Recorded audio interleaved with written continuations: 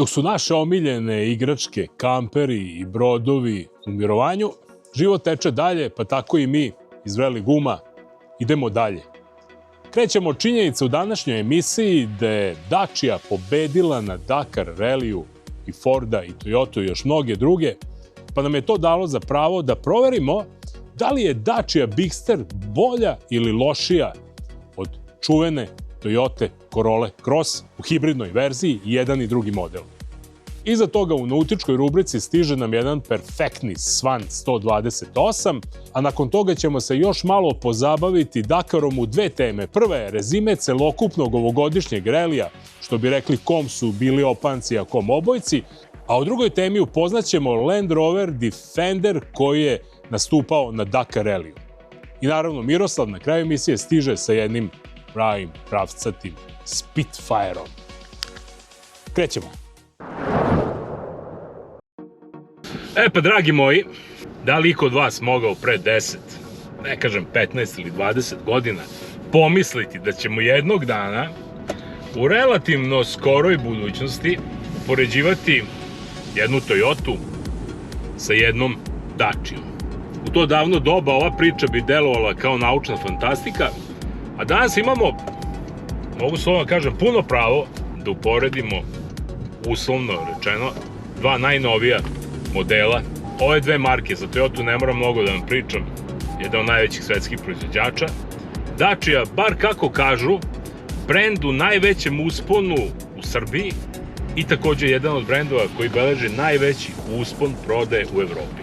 Danas ćemo porediti redizajniranu Toyota Corolla Cross sa 1,8 litarskim motorom u hibridnoj verziji i Dacia Bigster, koja nam je nedavno stigla kao potpuni novitet na tržište sa vrlo sličnim tehničkim setupom, takođe sa 1,8 litarskim atmosferskim benzincem u hibridnoj opciji. Za razliku od Toyota Corolla Cross, koje raspolažu u nekom sistemskom merenju sa 140 konjskih snaga, Dacia je u pogledu motorizacije bila nešto izdašnija i u njenom sistemu snaga, uključujući benzinski i električni motor, imamo ukupno 155 konjskih snaga. U tom hibridnom sistemu jedan i drugi pružaju dobre performanse i jedan i drugi su ekonomični. Najveća razlika između ova dva agregata je zapravo u menjaču koji sve to sjedinjuje sa pogonskim sistemom. Toyota ima najnoviji eCVT automatski menjač koji sad više nema one kaiševe, već ima planetarne zupčanike, bar kako kažu to bi trebalo da produži vek trajanja ovog menjača do beskonačnosti takođe, dok je Dacia za Bigster u ovoj hibridnoj priči pozajmila potpuno tehnologiju od Renaulta i opredelila se za takozvani automatski četvorostepeni dog menjač koji uz pomoć dva elektromotora i zupčanika glumi zapravo na neki način sportski automatski menjač. I odmah da vam kažem, tu se i najviše u praksi vidi razlika između ova dva modela, budući da ti menjači sasvim drugačije reaguju na najviši obrtni moment.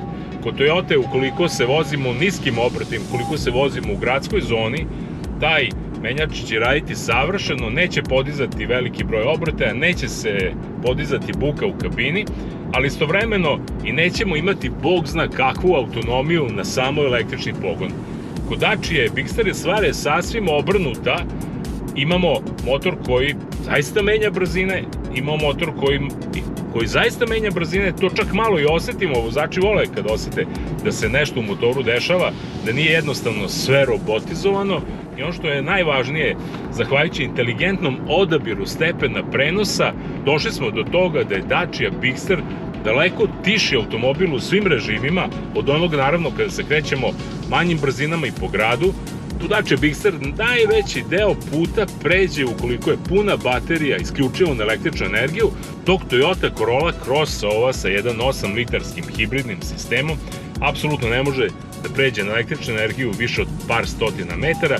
Odmah iza toga se startuje benzinski motor koji se čuje i tu je neka razlika baš što se tiče onom zvučnom ambijentu između ova dva modela kada se krećemo u gradskoj zoni i pri niskim brzinama.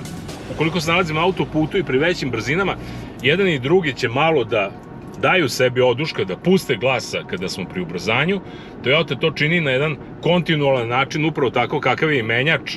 Jednostavno, ta buka u kabini se podiže i podiže i podiže. Iako je kabina sad kod Toyota Corolla Cross u ovoj novoj generaciji izuzetno dobro izolovana, mora se reći da je buka dominantna ukoliko se vozimo malo brže na autoputu. Kod Dacia Bigster tu negde do 120 km/h sve je zaista tiho i mogu da kažem najveća razlika, bar što se tiče osjećaja u toku vožnje, upravo tišina koju nudi Dacia Bigster za razliku od Toyota Corolla Cross. Kada već pričamo o motorima i o dinamici vožnje, odmah da kažem da je Toyota Corolla Cross dinamičniji automobil, da se bolje ponaša u krivini, da je direktniji, da je nekako poslušnija na vozačke komande od Dacia Bigster koji zna u krivini prilično da se zaljulja, nije baš previše precizan na upravljaču, ali je zato savršeno udoban baš što se tiče ogibljenja kao i Toyota Corolla Cross, sa tom razlikom što Dacia ima veća sedišta, ali ne znači da su udobnije.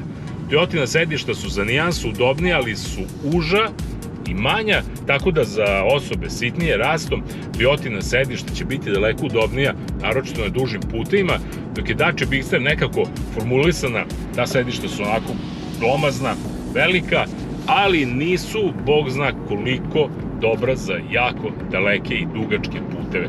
Dakle, nekako do sada u svemu što sam rekao, rezultat je manje više nerešen.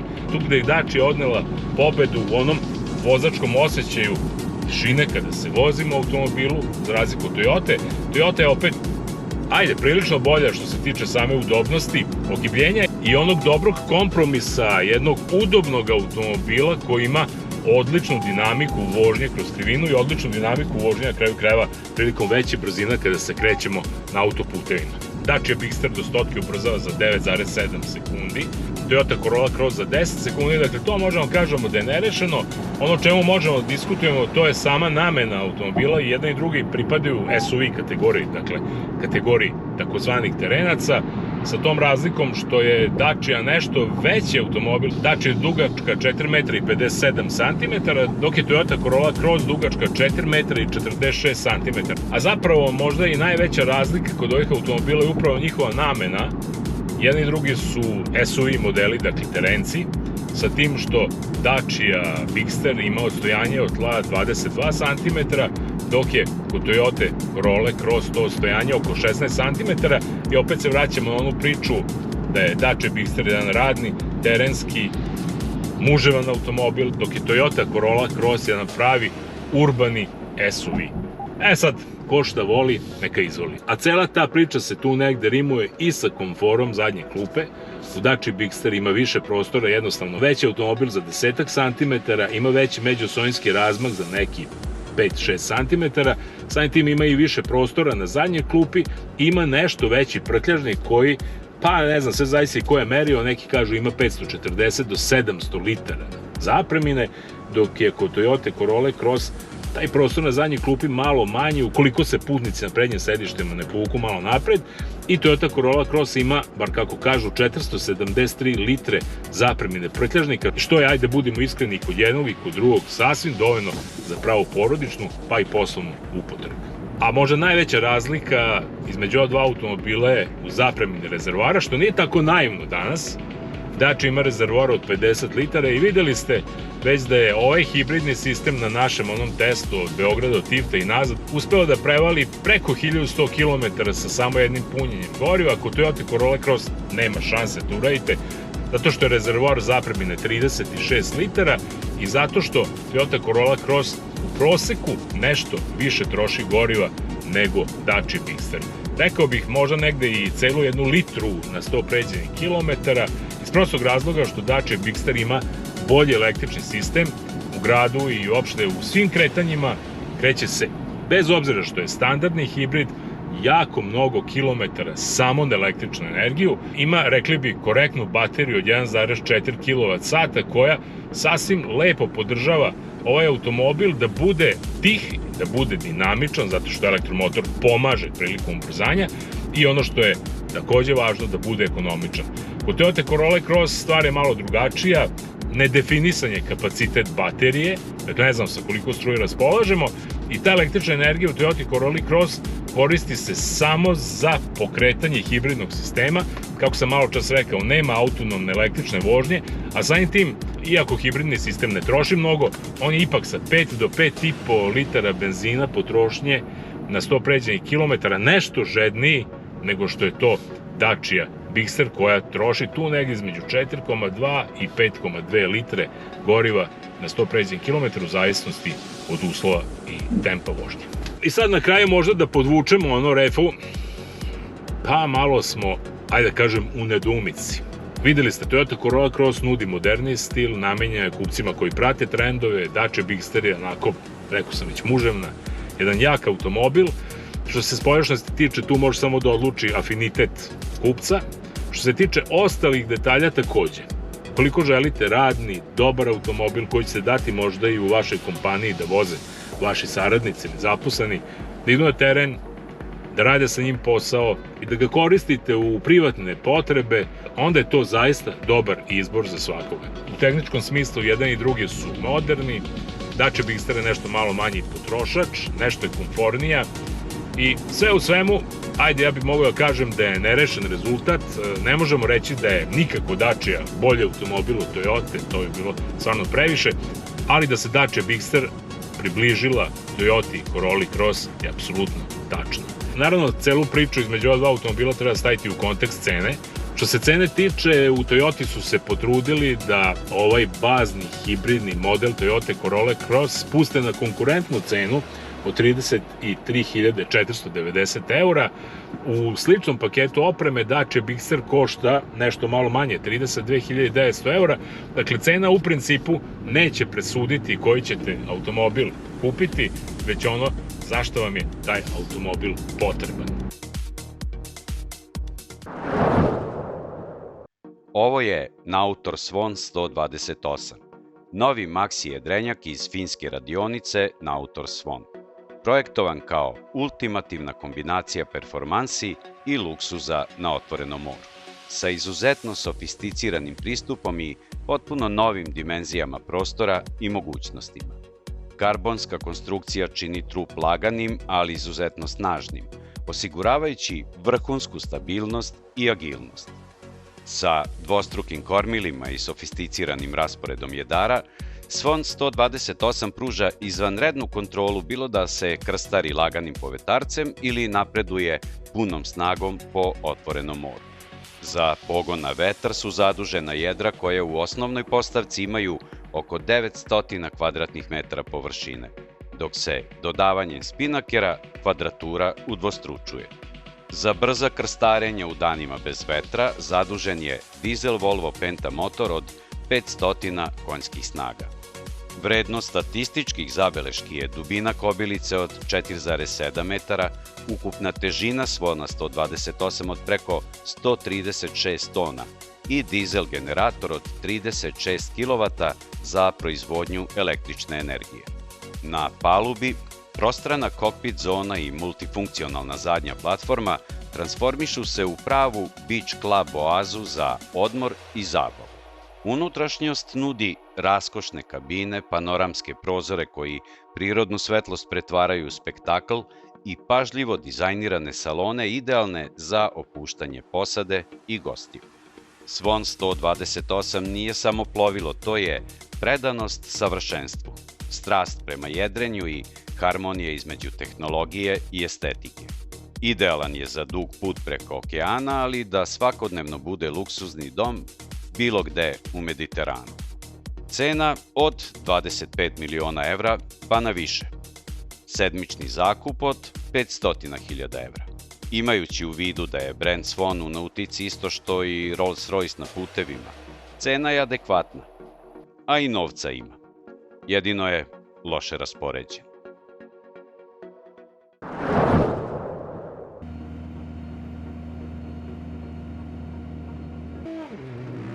Dakar Rally 2026. još jednom je pokazao da je i trepta i oka luksuz koji takmičari sebi ne mogu da priušte. 2 nedelje pustinskog pakla u Saudijskoj Arabiji, više od 50 sati vožnje i pređenih 4748 km, a pitanje pobednika odlučuju 2 sekunde. Kod automobila poslednja 13. etapa donela je dosta uzbuđenja, ali ne i promenu u generalnom plasmanu. Nasser Al Attiyah je doneo veliki trijumf Dačiji koja je pobedila Ford i Toyotu na njihovom terenu. Al Attiyah je u subotu na put od 105 km do cilja krenuo kao prvi, sa 13 minuta i 40 sekundi prednosti u odnosu na Nanija Romu u Fordu. Al Attiyah je krenuo pažljivo, a Roma je počeo da topi prednost. Na polovini etape Španac je uspeo da skine gotovo 7 minuta, međutim, bilo je jasno da nema dovoljno kilometara za novo iznenađenje na Dakaru. Al Attiyah je završio etapu sa 8 minuta i 48 sekundi iza pobednika Matijasa Ekstroma u vremenu 46 minuta i 14 sekundi. Ono što je važnije, vozač Dačije je bio tek nešto sporiji od Rome koji je do kraja etape nastavio da pada i slavlje je moglo da počne. Katarac se vratio na pobedničku stazu posle 3 godine, osvojivši svoj 6. Dakar. Al Attiyah je slavio u ukupnom vremenu od 48 sati, 56 minuta i 53 sekundi sa 9 minuta i 42 sekunde boljim rezultatom od Roma.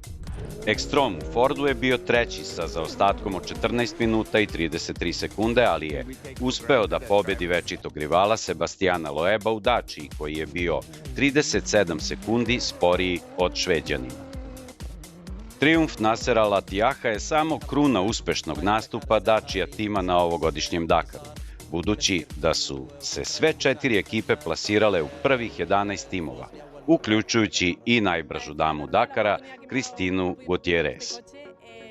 U kategoriji motocikala sve je izgledalo kao da ide na ruku Rikiju Brabeku koji je jurio ka svojoj 3. ukupnoj pobedi. Tako je i bilo do poslednje 13. etape. Luciano Benavide je uradio nemoguće, nadoknadio je 3 minuta i 20 sekundi prednosti američkog motocikliste i trijumfovao sa 2 sekunde ispred Brabeka. Sve se promenilo na 98. kilometru, samo 7 km od cilja u Jambuu. Riki je krenuo u pogrešnom smeru dok nije shvatio. Kada je pokušao da promeni kurs, bilo je prekasno i izgubio je priliku da na Dakar Rallyu upiše hat-trick. Argentinac Benavides je uspeo da trijumfuje na samo 2 sekunde prednosti. To je najmanja razlika u pobedi u istoriji ovog relija koji je počeo 1979. godine. Španac Toša Šareina završio je 3. u ukupnom plasmanu, što je njegov 2. uzastopni podijum nakon što je prošle godine bio 2. Pobeda u poslednjoj etapi pripala je Edgaru Canetu, mladom Špancu koji je pokazao da od njega već sledeće godine možemo da očekujemo trijumf u generalnom plasmanu.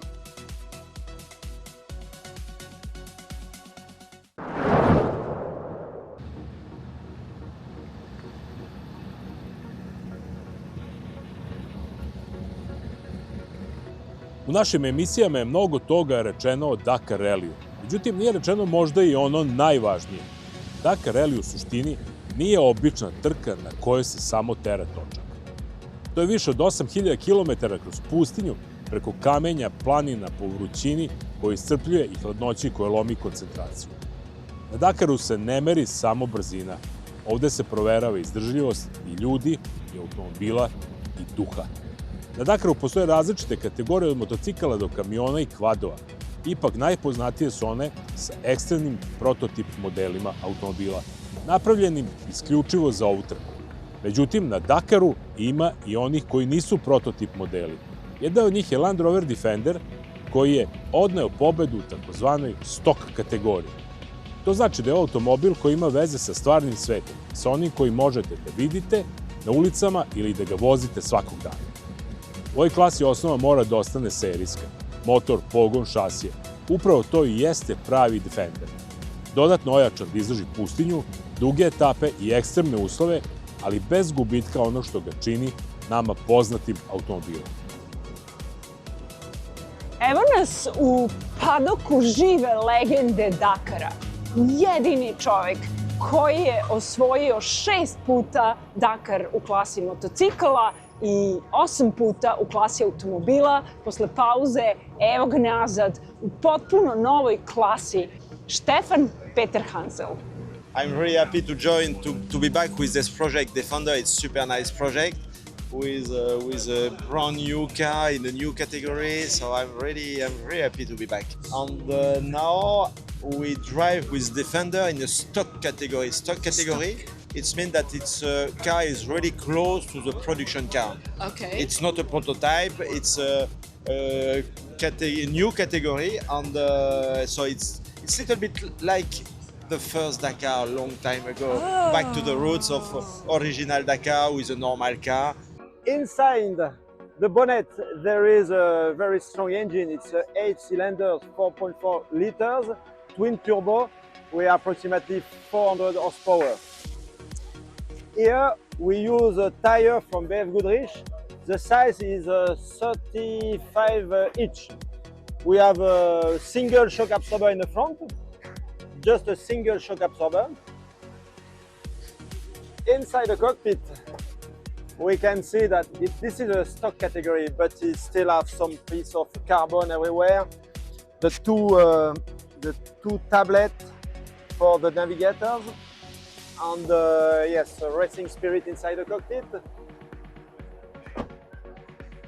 On the back, normally here we have a spare wheel, on the other side the same, and here we have the big tank of approximately 500 liters. In the rear shock absorber, we can see it's a little bit covered, but we have 2 shocks per wheel. On the door here, you can see that we have a space. Normally here, this is a third spare wheel. And here you can see also the tank from this side. 2 boxes for the helmet and answer system. And we use, just that to show you, we use a standard frame from the standard factory, standard car. So this one is just a standard frame that all the Defender use. Yeah, the other side is the same, approximately the same. Snorkel, it's we took air from the top. We never know if we cross a big river. It's much better for the engine to take fresh air from here. I zato je ova priča posebna, jer ovde se ne dokazuje samo ko je najbrži. Ovde se dokazuje ko može i najviše da izdrži. Defender na Dakaru nije neki trkački eksperiment. To je automobil koji poznajemo, stavljen samo na najteži mogući ispit.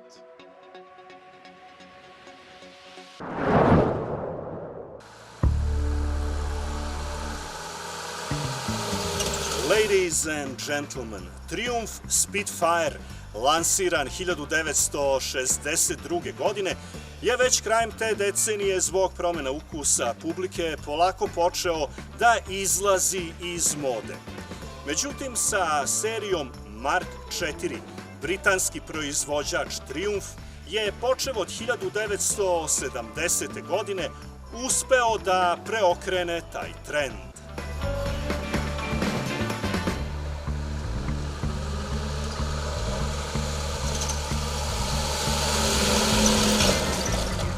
Ispod haube se nalazi motor od 1296 kubika, preuzet je sa prethodnog modela Mark III, 62 konjske snage i 92 Nm obratnog momenta. Od 0 do 100 stiže za nekih malo više od 16 sekundi i maksimalna brzina mu je po nekim izvorima jedva nekih 140-150 km/h. U odbranu kompanije Triumph treba svakako reći da je detuning motora ili ti smanjenje njegovih performansi u odnosu na izdanje MK3 koji je imao 75 konja i 14 sekundi do stotke bilo zapravo iznuđeno. Na najvećem tržištu Triumpha, a to je SAD, upravo su bili na snagu stupili mnogo stroži propisi o emisiji štetnih gasova. A najjeftiniji i najbrži način da se postignu zakonom propisane brojke jeste, pogađate, da se smanji snaga motora. Također, radi racionalizacije proizvodnje, uvedene su komponente motora sa izdanja TR6. Također i sama težina automobila bila je povećana, a to definitivno nije pomagalo performansama. Prosto da se čovek upita šta im bi.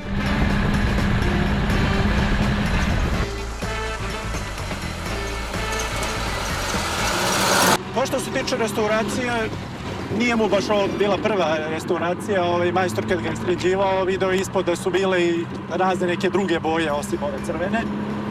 Ali što se tiče samih popravki i toga, mislim da lakšeg automobila za popravku nema, jer je zaista pristupačan oko motora, sve mu je tu blizu.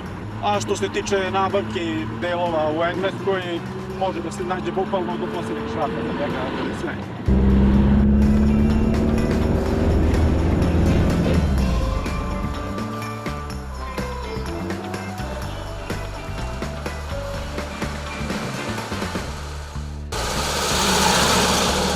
Triumf je svesno išao na to da proširi listu potencijalnih kupaca, pa su se zato od sportskog modela okrenuli ka lifestyle automobilu.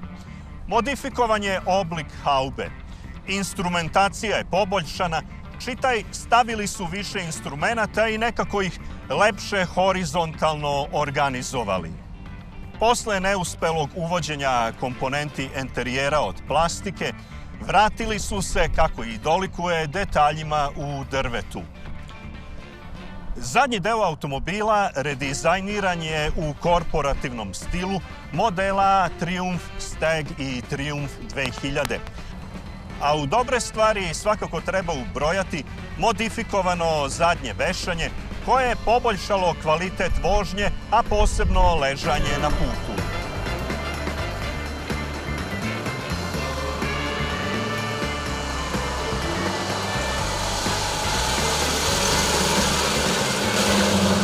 U gradskoj vožnji je izuzetno startlan i ako idemo u obzir njegovu malu veličinu, jako je zgodan za vožnju i za provlačenje između automobila i prilično lepo.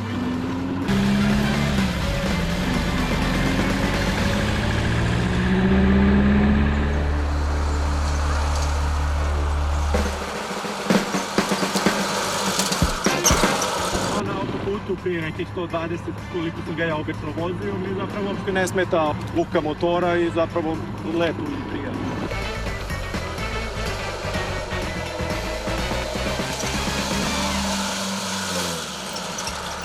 Trpi li zimu? Kakva je vožnja zimi?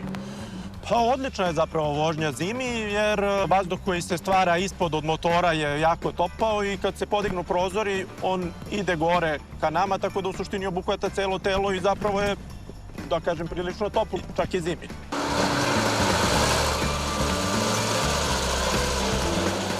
Mark IV proizvodio se od 1970. do 1976. godine, a da su definitivno mnogo toga uradili kako treba, govori i brojka o 70.000 proizvedenih primeraka, što je, što se tiče serije, pojedinačno više od bilo koje 3 ranije serije.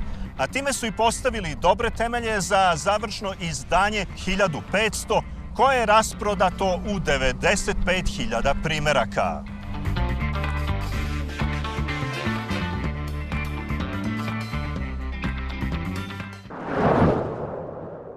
I to je bilo sve za danas. Vidimo se za 7 dana u isto vreme na isto mesto. Vozite oprezno.